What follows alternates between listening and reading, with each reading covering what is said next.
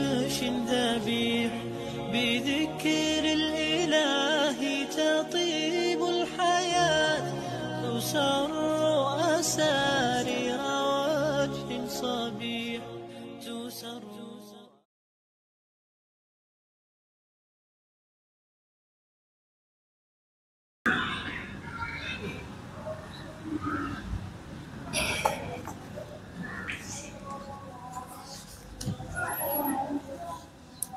Alhamdulillah,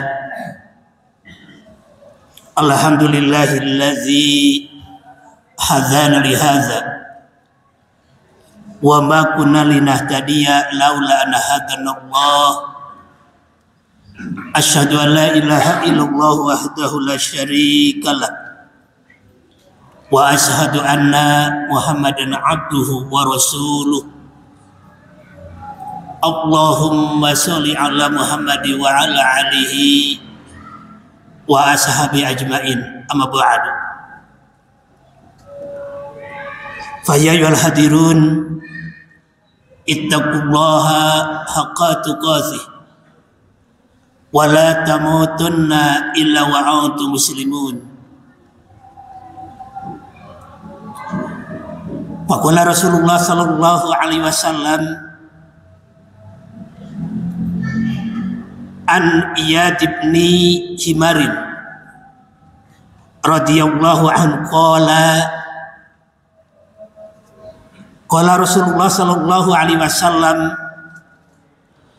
innallaha auha ilayya an tawaddau la yafkhar ahadun ala ahadin wa la yabghi ahadun ala ahadin. Hadis riwayat Muslim. Hadirin kaum muslimin sidang Jumat yang dimuliakan oleh Allah Subhanahu wa taala. Puji dan syukur marilah kita panjatkan kehadirat Allah Subhanahu wa taala yang alhamdulillah pada kesempatan kali ini kita masih diberi kesempatan untuk melaksanakan di antara sebagian perintah Allah terutama sholat Jumat. Mudah-mudahan apa yang kita kerjakan pada hari ini menjadikan wasilah tolak ukur sebagian nilai amal soleh, amal yang diterima oleh Allah Subhanahu wa taala. Salawat serta salam senantiasa semoga dilimpahkan kepada junjungan kita Nabi besar Nabi Muhammad sallallahu alaihi wasallam, kepada keluarga, sahabat, tabi'in, itba tabi'in. Mudah-mudahan sampai kepada kita dan di dalamnya kita termasuk orang-orang yang akan mendapatkan syafaat nanti di yaumul jaza. Amin ya rabbal alamin. Hadirin kaum muslimin sidang Jumat yang dimuliakan oleh Allah Subhanahu wa taala.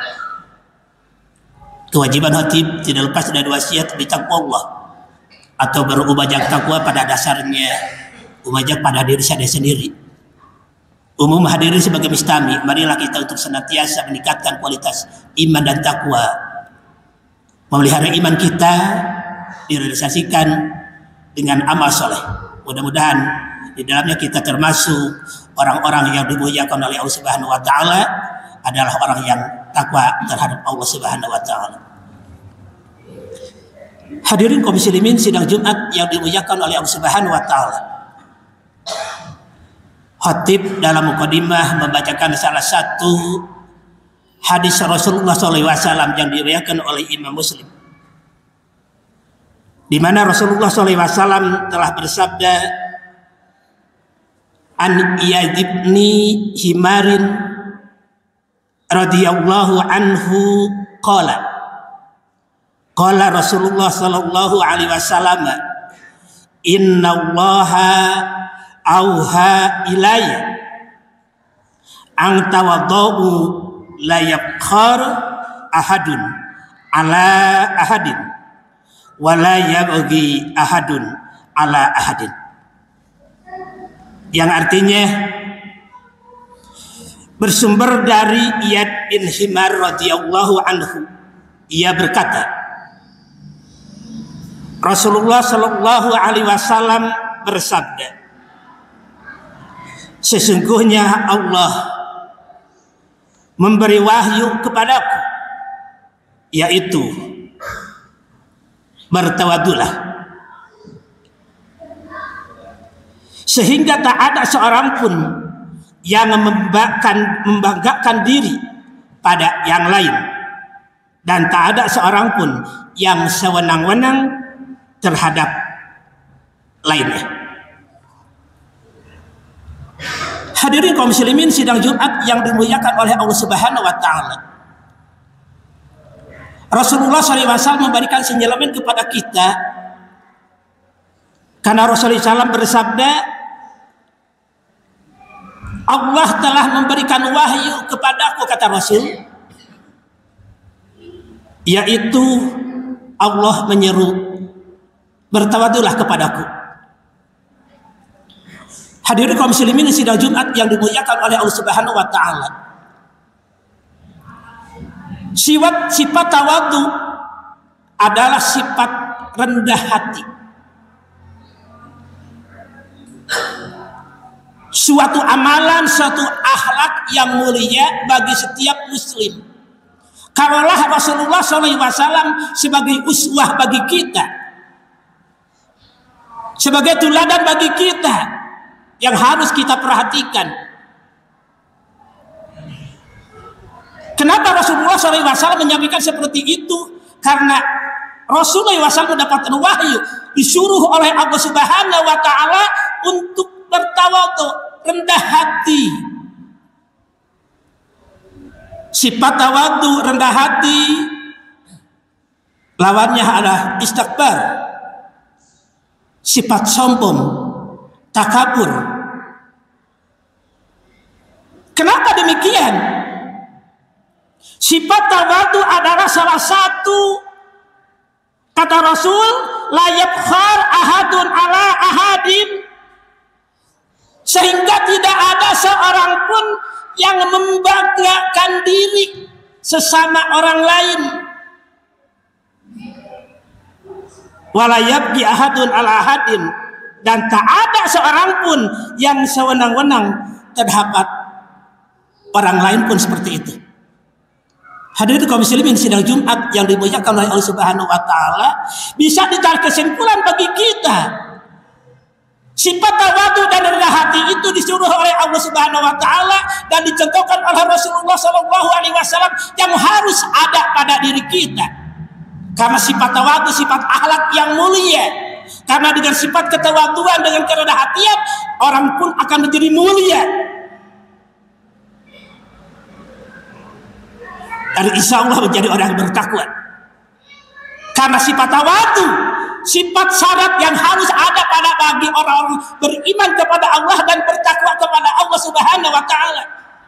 Tidak jadi seorang menjadi orang yang takwa kalaulah pada dirinya tidak ada sifat tawadhu, rendah hati. Kalaulah pada dirinya ada sifat membanggakan diri,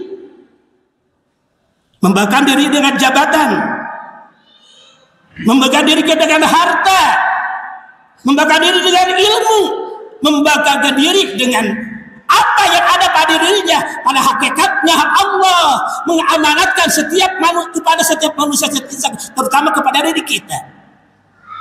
Maka kalaulah orang sudah ada pada dirinya sifat tawadhu, rendah hati, insya Allah sifat ketakwaannya orang tersebut akan bagus, akan meningkat. Tapi jangan coba-coba pada diri kita, termasuk orang beriman, orang bertakwa kepada Allah Subhanahu wa taala, dikala jauh di sifat ketawaduan pada diri kita. Kalaulah Rasulullah SAW pada hadis yang lain mengatakan, akmalul mu'minina ahsanum khuluqa, semulia-mulia orang mukmin adalah orang yang mempunyai sifat akhlakul karimah. Kepada siapa kita harus bertawadhu? Kepada siapa kita harus rendah hati? Allah mengatakan dalam surat Al-Hijr Allah mengatakan wahfid janahaka lil mu'minina, dan rendah hatilah kamu terhadap orang-orang yang beriman. Kenapa Allah Subhanahu wa taala memilih kita harus bertawadu, kita rendah hati sesama muslim, sama orang-orang yang beriman? Karena itu ciri harus kita jaga. Jangan coba-coba kita sesama muslim, jangan coba-coba kita sama-sama mukmin saling mengganggu, saling mengubah, saling merusak, apalagi kita sampai mengolok-olokkan sesama muslim, sesama orang mukmin. Hadirin kaum muslimin sidang Jumat yang dimuliakan oleh Allah Subhanahu wa taala, sifat tawadu yang perlu pada diri kita, ada pada diri kita, karena salah satu sifat yang mulia di hadapan Allah yang Allah berikan wahyu kepada Nabi Muhammad SAW. Bagaimana sifat Rasulullah SAW? Sekalipun Allah Subhanahu wa taala memberikan sinyalemen kepada kita, penjelasan kepada kita supaya kita harus hati-hati. Kepada siapa? Kalau tadi ayat tadi pada surat Hijrah mengatakan kita harus tawadu sesama muslim, jangan sampai mengejek-ejek, jangan sampai merusak. Tetapi Allah memberikan sinyalemen kepada kita, kepada siapa kita?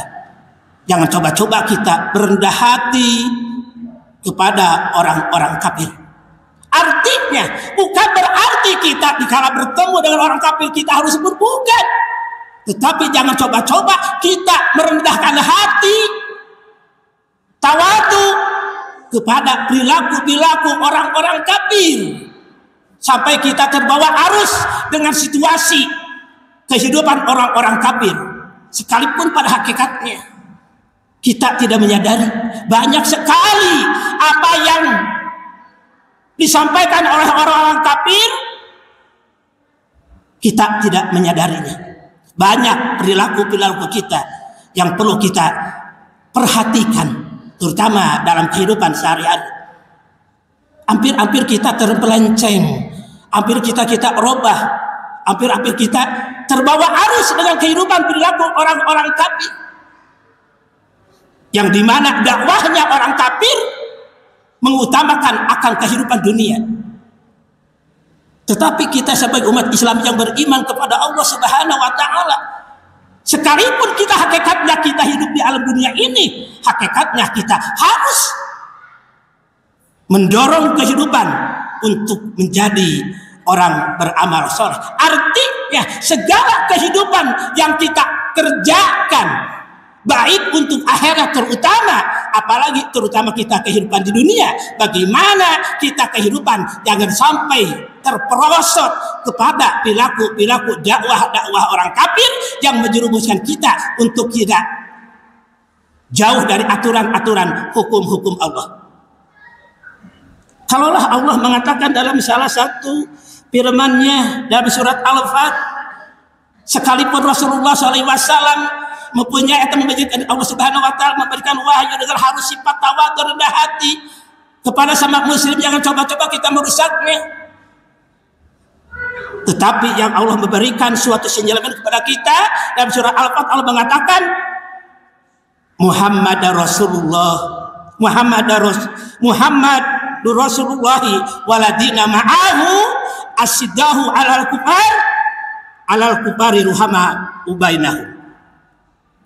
Muhammad itu adalah utusan Allah dan orang-orang bersama dengan mereka. Dia adalah Rasulullah SAW, keras terhadap orang kafir tetapi berkasih sayang kepada mereka. Kalau konteks yang sebenarnya kita perhatikan, apakah kita suatu percaya bagi kita dikala Rasulullah SAW keras kepada orang kafir harus dikala bertemu dengan harus membunuh? Bukan itu. Karena kita kehidupan dunia ini tidak akan lepas dengan orang-orang, terutama dengan sesama muslim, berdampingan dengan orang non muslim. Tak mungkin kita melakukan kekerasan atau merusaknya atau membunuhnya kalaulah tidak ada suatu perkara yang menimbulkan pembunuhan tersebut. Keras di sini Allah mengatakan kepada Rasulullah SAW, artinya jangan coba-coba kita membaurkan, mencampur adukan perilaku ubudiyah kita dikala orang non-muslim mengajak kepada kita untuk beribadah kepada agamanya. Naudzubillahi min dzalik. Kita harus tolak, kita harus jauhi. Tetapi kalaulah dalam kehidupan untuk dunia, untuk negara, kita harus berdampingan. Jangan coba-coba kita membuat musuh atau saling mengocorkan darah yang tanpa alasan. Maka untuk itu sifat tawadu, sifat rendah hati yang harus ada pada diri kita, mudah-mudahan selalu tertanam pada diri kita menjadi orang-orang yang selalu berendah hati terhadap Allah dan terhadap orang-orang muslim. Mudah-mudahan di dalamnya kita termasuk orang selalu bertahan, menguatkan keimanan kita, tertanam sifat-sifat Rasulullah SAW. Hadirin kaum muslimin, sidang Jumat yang dimuliakan oleh Allah Subhanahu wa taala. Tentunya dalam kehidupan ini tidak akan terlepas suatu perkara yang hampir-hampir merusak keimanan kita. Tapi insya Allah hanya orang-orang yang tawadu, orang-orang yang rendah hati tidak akan merusaknya. Apalagi sesama muslim, apalagi sesama orang mukmin selalu menjaganya. Kalaulah di antara ada sesuatu di antara keluarga orang mukmin, maka orang tersebut merasa tidak enak kalaulah tidak dibantunya. Kenapa demikian? Karena Rasulullah SAW memberikan sinyalemen kepada kita. Muslim dan muslim itu bagaikan suatu tubuh yang tidak akan dipisahkan. Kalaulah ada satu tubuh tersebut merasa sakit, mungkin kita harus merasakannya. Artinya, dikala seorang muslim ada yang merusak, ada yang membunuh, tentunya kita ikut prihatin dan mengkhawatirkan, sekalipun pada hakikatnya itu sudah ketentuan Allah. Tetapi sedikit besarnya bagi kita seorang muslim, bagaimana minimal kita mendoakannya. Sedikit sekelumit yang perlu kita perhatikan pada saat ini. Saudara kita Palestina, setahun lebih mungkin berapa ribu yang dihancurkan, digempur oleh Israel. Maka sedikit besarnya kita harus bagaimana, sekalipun itu hakikatnya akan ketentuan Allah Subhanahu wa taala. Kalau kita perhatikan dikala Nabi Musa alaihissalam berperang atau melawan Fir'aun pada waktu itu, maka Allah jelaskan dari surat Yunus 90. Dikala Allah Subhanahu wa taala berfirman, "Wa jawazna bi bani Israil bahra fa'atba'ahum fir'auna wa junuduhu bagyan wa adwa hatta idza darakal gharaq qala amantu annahu la ilaha illalladzi amanat bi banu Israila wa ana minal muslimin." Ini suatu penyesalan kalaulah pada kita, saudara kita yang dihancurkan oleh Israel, mungkin kita merasa ngeri. Bagaimana hanya kita berdoa kepada Allah. Mudah-mudahan saudara kita diberikan kekuatan dan kemampuan. Tetapi kalau kita ingatkan pada zaman Nabi Musa alaihissalam akan dihancurkan, dibunuh oleh Fir'aun, apa yang terjadi? Kata Allah, dan kami selamatkan rombongan Fir'aun melintasi laut. Kemudian Fir'aun dan bala tentaranya mengikuti mereka untuk mendolimi dan menindas Nabi Musa tersebut dan rombongannya, sehingga Fir'aun hampir tenggelam. Dia berkata, "Aku percaya bahwa tidak ada Tuhan melainkan Tuhan yang disembah, dipercayai oleh Bani Israel. Dan aku termasuk orang-orang yang berserah diri." Hadirin kaum muslimin, ayat ini merupakan salah satu penyesalan siapa Fir'aun yang Allah muat. Banyak sejarah bagaimana sifat kekejaman Fir'aun. Kalau pada saat ini saudara kita Palestina dihancurkan oleh Israel, mungkin tidak akan jauh seperti itu. Kalaulah di umat Nabi Musa waktu itu, di mana ada yang melahirkan seorang laki-laki langsung dibunuh. Karena takut Fir'aun tersebut direbut kekayaannya, direbut akan kerajaannya. Tetapi satu saat Allah memperlihatkan kepada kita tanda-tanda kekuasaan Allah, baru dia menyesal mengatakan bahwa Allah Tuhan Bani Israel, dan mudah-mudahan kami termasuk orang muslim. Kata Allah, tidak ada gunanya penyesalan dikala seseorang baru tobat kepada Allah, dikala ruh sudah sampai kepada tenggorokan. Rasul mengatakan, innallaha yuqbalu taubatul abdi yamal yugorgir. Allah tidak akan menerima tobat seseorang dikala ruh sudah sampai ke tenggorokan. Maka untuk itu, mari kita sebelum ruh kita sampai ke tenggorokan, artinya akan menghembuskan napas kita melalui kematian tersebut dengan merasa penyesalan. Mari kita untuk bersama-sama memperbanyak istighfar kepada Allah, memperbanyak amal soleh dengan sifat-sifat yang tertera dalam hadis Rasul. Yang pertama adalah tawadu, rendah hati terhadap aturan-aturan Allah Subhanahu wa taala. Hadirin kaum muslimin, itu yang bisa sampaikan. Mudah-mudahan kita termasuk diberikan kesempatan waktu untuk merubah sifat kita bertawadu terhadap hukum-hukum Allah Subhanahu wa taala. Barakallahu li wa lakum fil Qur'anil azim wa nafa'ani bima bihi wa dzikril hakim wa taqabbal wa minkum tilawatahu innahu huwal ghafurur rahim.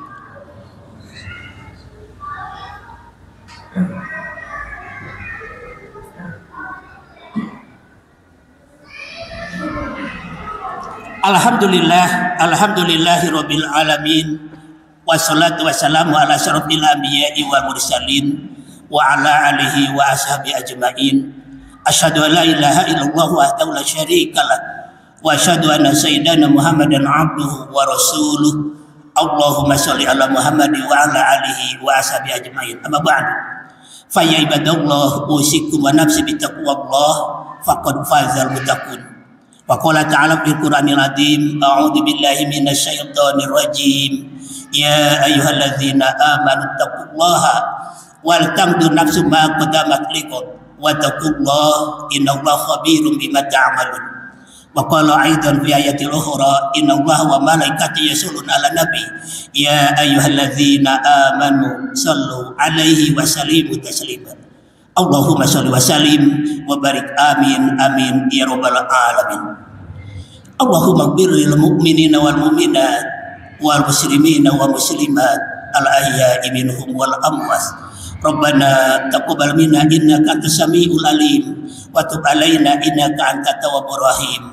Rabbana dhalamna anfusana wa illam taghfir lana wa tarhamna lanakunanna minal khasirin. Rabbi ij'alni muqimas sholati wa min dzurriyyah. Rabbana wa taqabbal du'a. Rabbana ighfirli wa liwalidayya wa lil mu'minina yauma yaqumul hisab. Allahumma ansurna fa innaka khairun nasirin wabtah lana fa innaka khairul fatihin waghfir lana fa innaka khairul ghafirin warhamna fa innaka khairur rahimin warzuqna fa innaka khairur raziqin wahdina wa najina minal qaumid dhalimin. Rabbana atina fid dunya hasanah wa fil akhirati hasanah wa qina adzabannar. Ibadallah, innallaha ya'muru bil adli wal ihsan wa ita'i dzil qurba wa 'anil fahsya'i wal munkari wa baghi ya'idukum la'allakum tadhakkarun. Fadhkurullaha Allahu akbar wallahu ya'lamu ma tasna'un. Wassalamualaikum warahmatullahi wabarakatuh.